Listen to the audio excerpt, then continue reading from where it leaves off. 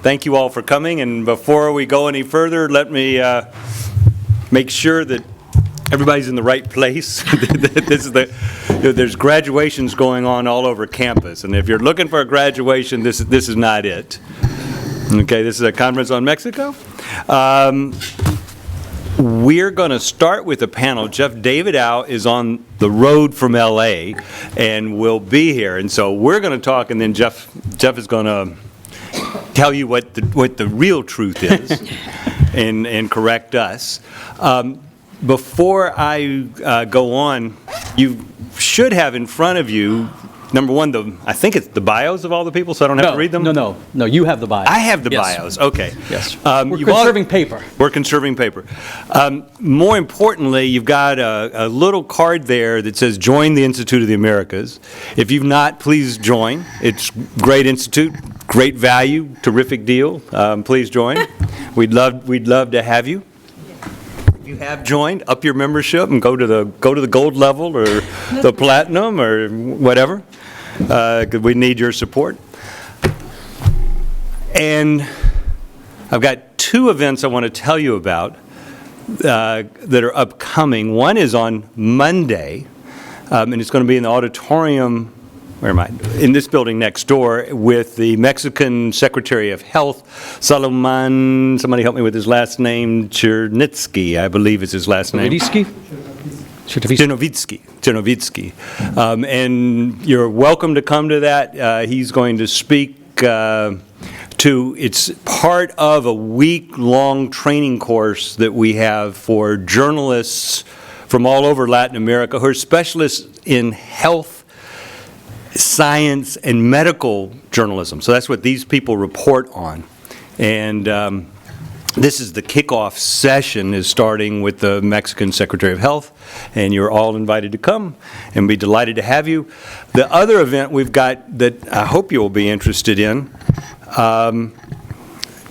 is going to be here on July 3rd, the day before the holiday, in the morning, and it's going to be on the Trans-Pacific Partnership negotiations, which are taking place in San Diego, July 2nd through the 10th. And we've got the senior U.S. negotiator, Barbara Weissel, will be the keynote speaker at lunch, but we've got panels in the morning with academics and industry experts, and hopefully we'll get some more. We've got 4 or 5 speakers confirmed from trade organizations in Washington, from Procter & Gamble, from trade expert from Ottawa, who the Canadians and Mexicans want to be part of this negotiation, and thus far have not been allowed in by the 9 countries that are negotiating, which are in both Latin America, U.S., and in Asia. So it's going to be great. It's focused on business, so please come to that as well. We're going to try to get an email blast out this afternoon with more details. Okay, I'm going to stop there. I've got the bio, so let me introduce people. We've got the panel today, this morning, is going to start with, I've got 2 pages of, we got Deborah Reiner, who is the chief economist at the American Chamber of Commerce in Mexico City, and who, fortunately for us, commutes back and forth from San Diego to El DF. And you've done that for how many years now? A year. A year, okay. Former university professor, terrific and distinguished credentials, which you will hear.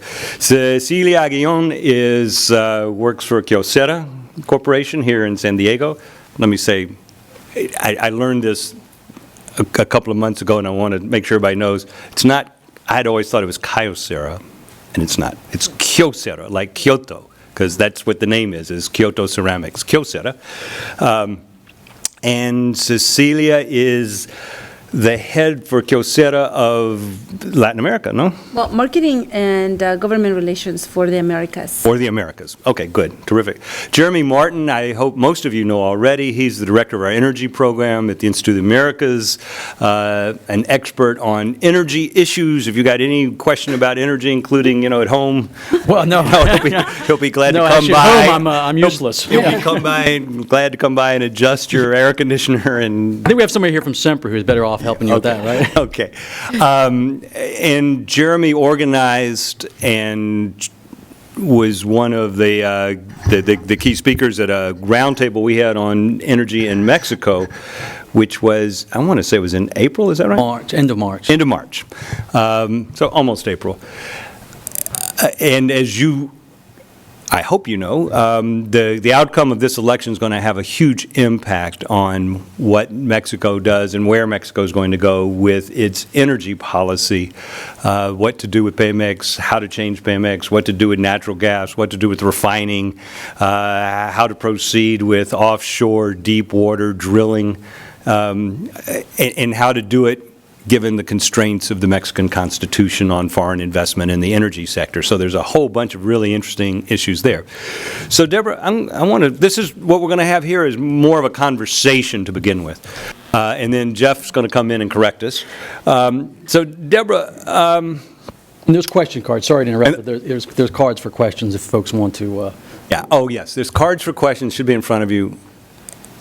Lee is holding one up in case you can't figure it out. My only request is that you write legibly, okay? Legibly, I have a hard time with funky handwriting, so please, legibly. Okay, so Deborah, talk to us about the Mexican economy. What you read in the U.S. press is how well it's doing, and that Mexico has come out of recession before the United States has, that there's jobs, that Mexicans in the U.S. are returning home, and all kinds of great things are happening. If you're sitting in Mexico City, does it look that way? Well, I think that it's, without a doubt, Mexico is doing very well by comparative historical standards.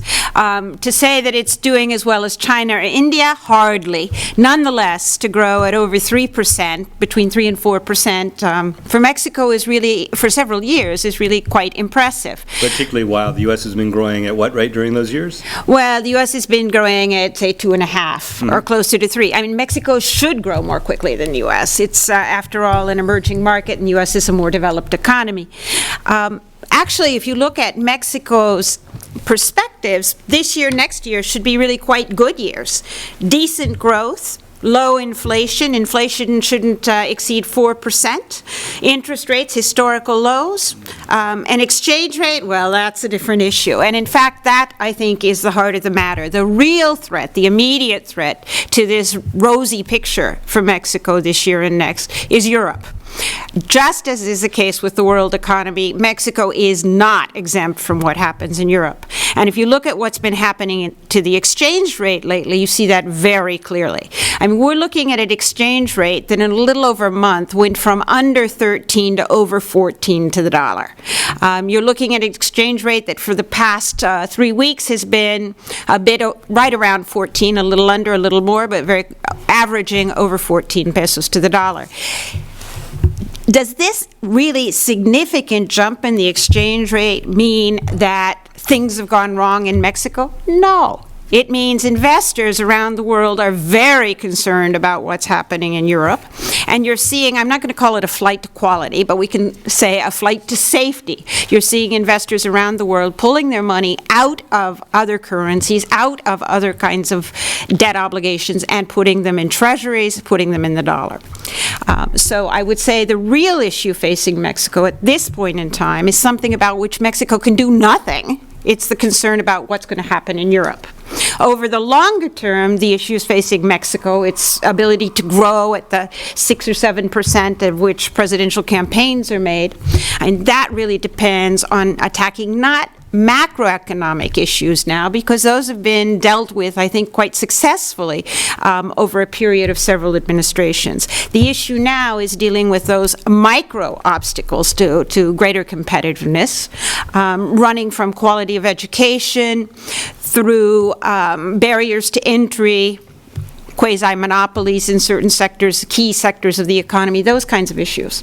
And how successfully those will be dealt with, well, that's where the elections come in. Great. That's terrific. Cecilia, I neglected to say that Cecilia, speaking of graduations, is a graduate of IRPS right next door. So you feel quite at home here. Good. I'm here often too. Please tell us, how are the elections going to affect Kyocera's business? How are they going? Mexico. How are they going to affect the Mexican economy generally? Deborah's just said that. One of the great things that's happened in Mexico is that governments have changed, but the broad outlines of macroeconomic policy have been consistent. Is that what you said? Yes. Do you see that in this election, no matter what the outcome? And particularly, the polls show that Peña Nieto is ahead and that the PRI will carry both houses of Congress. Yeah, actually, to add a little bit to what Deborah said about the economy, one thing that we see in the industrial sector, in the companies or investments, is there's always a slowdown during the election year, because everybody's kind of holding. Sure. People like projects, people want to do a project, then they go, wait a minute, the law might change, things are. So there is a little bit of a holding. That's kind of, we see that right now in our markets, in energy. But with respect to Kyocera, with respect to renewable energy, I really, when the election got going, and we knew that President Calderon wanted to do something major with climate change and renewable energy investments, and I thought if PAN doesn't win, then PRI may decide that they don't want it in that direction, because they tend to be more conservative, and climate change, the environment is not something conservatives, they think about the economy and other things first. So I thought, but I changed my mind. Up to now, what I'm seeing is that because renewable energy is no longer something that environmentalists care about, but it has become a business in Mexico. Wind energy, for example, has really been booming in Mexico. They have a lot of resources. There's been a lot of investments. The wind prices have come down in Mexico. They have seen that it really has done something good for the economy. I doubt anybody in the right mind who wins from any party would decide that, maybe we should pull out or stop. On solar, Mexico also has a solar law for thermal, for solar water heating, where every house built has to have it. So that has really boomed the market. I think is the fastest growing market in Latin America for thermal. PV for solar, the technology that we manufacture. Tell everybody what PV means. Photovoltaic, Okay. which is solar electric. So it's not to heat water, but it's to turn the lights on.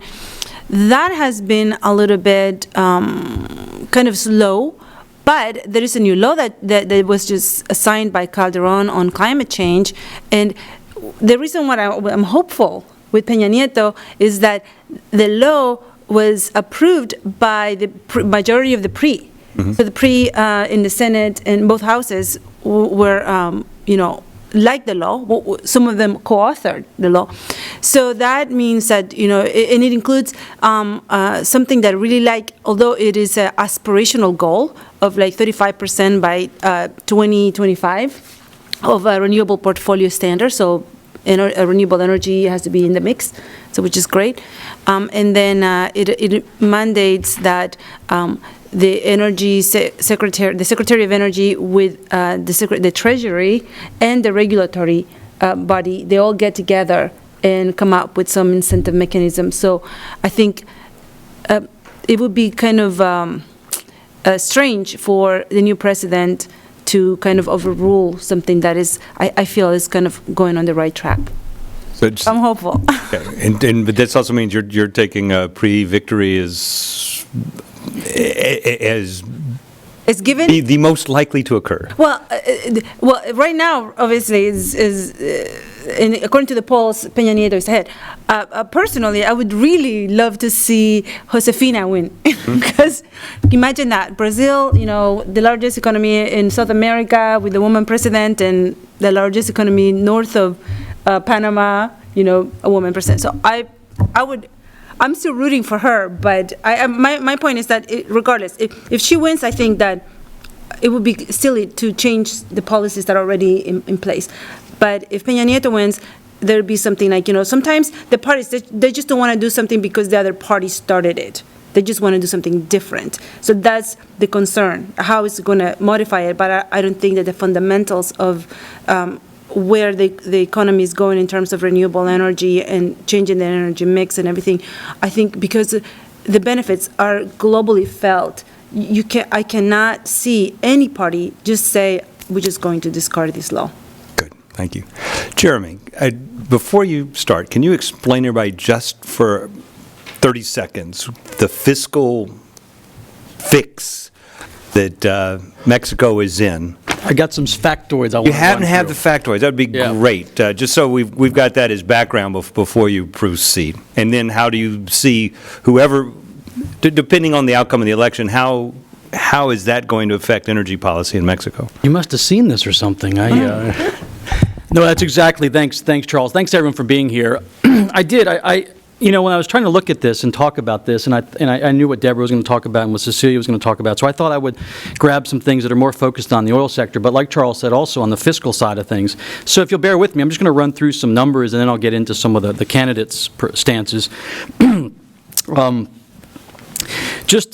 these sort of factoids numbers are for context and for the backdrop of our discussion. First, oil production in Mexico is down from a peak of 3.4 million barrels per day in 2004 to just over 2.5 million barrels per day last year. Huge drop over the last several years. That's one of the fundamental issues. Similar announcement recently, Pemex announced that gasoline imports reached a near record high in May. According to some studies and estimates, Mexico could become an oil importer as soon as 2020. Explain for everybody, why does Mexico, if it produces so much oil, why does it import gasoline? Refining capacity. Basically, there's a huge discrepancy in what they can refine locally, so they have to send much more crude out and bring back in refined products. And I'd love to hear Deborah talk a little bit about that, because this is where some of the subsidies issues and other things come into play. It depends on the number, it depends on the year, but just over 30% of income for the government comes from Pemex, the national oil company. Last year, 2011, Pemex paid taxes almost 6 times higher than what the other 100 most important companies, I shouldn't say other, what the 100 most important companies on the Mexican Stock Exchange paid. Last year, Pemex's tax bill for the Treasury Department in Mexico was $63.5 billion. Is that good or bad?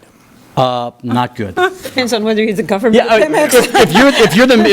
If you're Minister Meade, Yeah. that's wonderful. If you're the Secretary of Treasury, that think is it's good, bad. right? For Yeah. everybody. So we'll come back. 2005. Here's just some more numbers. 2005, Pemex handed over 63% of its income to Hacienda, to the Treasury.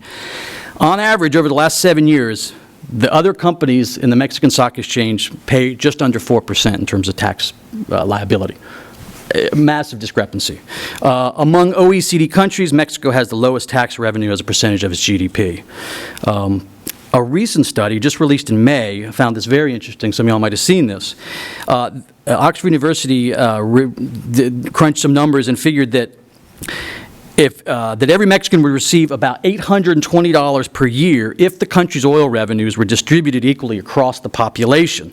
The same study indicated that it's roughly 10% of the population that really derives the economic benefit from the current fiscal structure between Pemex and the government. Another interesting, the final factoid is that a private firm analyzed the sort of economic GDP impact if Mexico was to open up Pemex, if it was going to open up the oil industry to the private sector, and they figured that it was about 0.8 of a percentage point impact on GDP over 5 years if there was a massive opening to the private sector. So, and in fact, I put that point last because I think that's the fundamental issue that we're talking about here in terms of Pemex and oil, and that is what's going to happen in the next administration in terms of the private sector, in terms of an opening, in terms of Pemex and the oil sector, being opened more to the private sector and the constitutional issue being dealt with. So, beginning with Mr. Peña Nieto, I think we all know he's not been shy, he's not been quiet about this issue at all. He's talked openly, he's talked about his desire to tackle the reform of Mexico's energy sector, speaking specifically about the private sector. He feels that that's a way to drive performance and growth in Mexico in terms of the oil issue. And I think I even read that he said that he was willing to try and make this his signature issue during his sexenio, the idea of opening Pemex and reforming the oil patch in Mexico. And that, of course, that means amending the Constitution, as he went as far as to say. And in fact, another thing he said I thought was quite interesting when he was in New York doing a round of interviews was, hey, I'm from the PRI, that's who has to do this kind of massive opening. It has to start with us. We're the ones, everyone, for 70-plus years, we were the ones who were, sort of in charge of the status quo. Well, we're going to break the status quo. And he even said, think about the old Nixon goes to China for sort of a United States reference. I don't think, and I think Cecilia's right, I don't think there's a whole lot of difference. I mean, the PAN candidate, Josefina Vázquez Mota, who is, I guess, in third place at this point. But barely. But barely, it's close. I mean, I think there's the polls are all over the place, but there is, a couple of percentage points, depending on which one you look at, between her and López Obrador. But I think she's been quite clear when she was in the Congress, when she's been with the PAN party, she's been quite clear about how she would pursue the PAN platform in terms of more private investment in the oil sector, more private investment outlook for Pemex and opening it up, autonomy, efficiency issues that the Calderon government began and frankly did a pretty good job of, given the polarized environment in Mexico. She's talked about listing Pemex shares on the Mexican Stock Exchange, opening it up to private capital. The Brazil model, the Petrobras example, that's something that you've seen her talk a lot about, the PAN talk about for years now, and that's the idea that Petrobras in the mid-90s opened itself up to the market, eventually bringing huge capital and going to several markets beyond just Brazil, but New York Stock Exchange, et cetera. So I think then you come to the Andrés Manuel López Obrador camp, and that's where you start to obviously see a little bit of differences. And the one thing, and I mean, we could get into a lot, but the one point I want to make here is that the key difference, the key distinguishing factor between the PAN and PRI and the López Obrador campaign is this issue of dealing with the refining, dealing with the import discrepancy in Mexico, the oil import discrepancy. And so what López Obrador wants to do is pursue a policy that would ultimately construct 5 new refineries in Mexico to be able to deal head-on with the issue of this import gap of refined products in Mexico. So that, I mean, there's other parts, obviously, about the López Obrador camp. But I think the final point I would make about him is that he, since 2006, has obviously been running for president ever since then. But he's also been tempering his populist rhetoric. I mean, he's done a campaign to talk up how he wants to be like Lula. He talks about how he's understood the pragmatic lessons, and Lula's the perfect example. And recently he's even fired back at people who are trying to play the Chavez card again, and says, "Hey, I haven't even met this guy. I've never even talked to him on the phone. Don't tell me I'm like Chavez." So. He's made some inroads, I think, but I think he began with such a negative number that it just seems tough to me for him to overcome what's the polls are telling us.